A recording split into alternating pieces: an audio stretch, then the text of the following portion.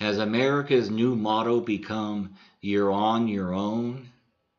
As far as the anti-abortion fanatics are concerned, your right to life ends at birth. You can die for lack of access to medical care. They don't care.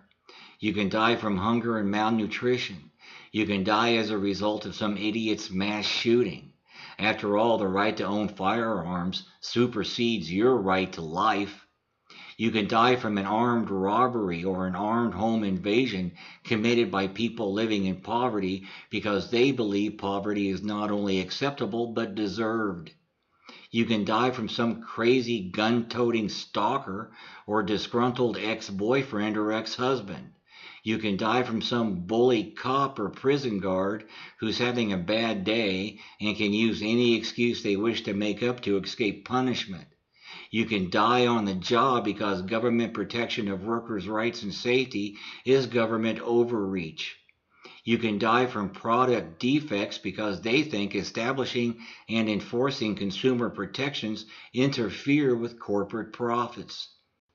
You can die from climate change or industrial poisoning or pollution because corporate profits are more important than your life.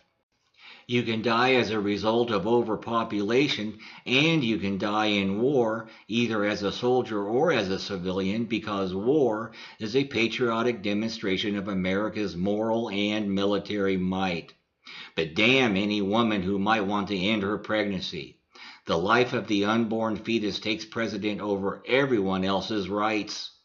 They want so desperately to protect the life of an unborn fetus, but after you're born, you're on your own. You have to remember these zealots believe masturbation is murder. They believe using contraception is murder. They believe the birth control pill is murder. They believe sexual intercourse without conception is murder. And they don't care about the quality of the life of the baby after it's born. They don't care if you grow up in an orphanage or an endless string of foster homes. They don't care if you're born into abject poverty. They don't care if you're unwanted or subject to neglect or abuse. They don't care if you're born with horrible diseases or deformities. They don't care if your mother was raped by a stranger or a family member. They don't care about the desperation and isolation many of these women are experiencing.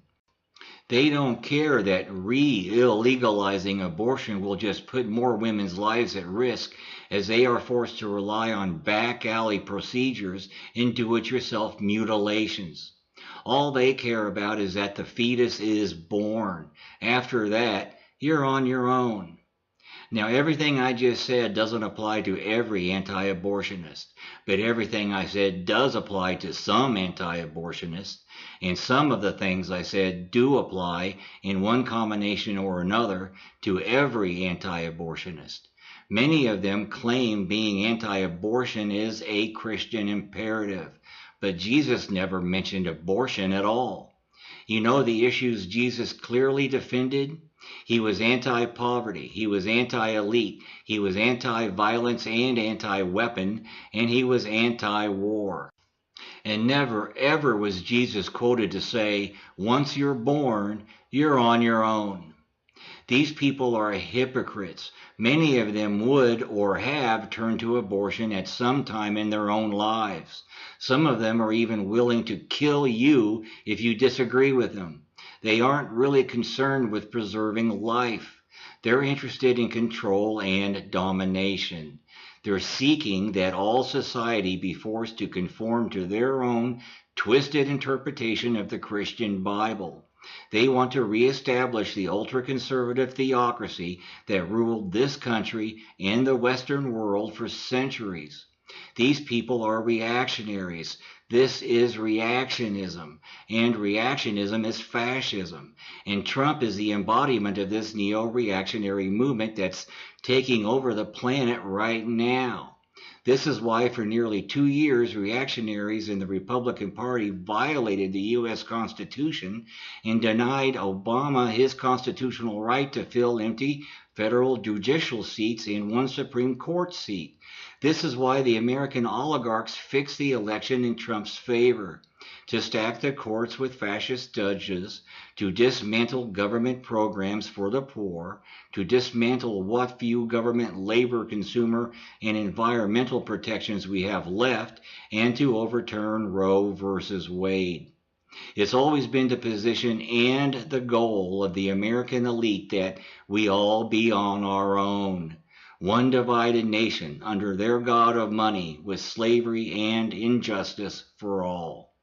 Of course, that last part is a bit of an exaggeration. They don't really want injustice for all. That would unite us against them. They want justice to be a crapshoot, a lottery, a random and uncertain outcome. Our never-ending pursuit of justice, with some receiving it to some degree, and most of us being denied it, is one of the things that keep us divided, in constant competition and fighting each other, while the elite maintain their power and slowly and methodically remove our human rights and implement their police state. So don't you think it's time we stop playing their game of divide and conquer? Set aside our nonsensical and petty differences and unite for the benefit of us all? That's why the philosophy of equalism was founded, to unite the non-predatory and reasonable people on the right and left so we can create a society of cooperation and mutual benefit. And a society where you will always be left alone to pursue your own path in life, but you will never be on your own to be victimized, abused, and exploited by the predation of another. So wake up, join the equalism movement, wake up others, and you'll never be enslaved or dependent on another, and you'll never be on your own again. Resist, refuse, revolt,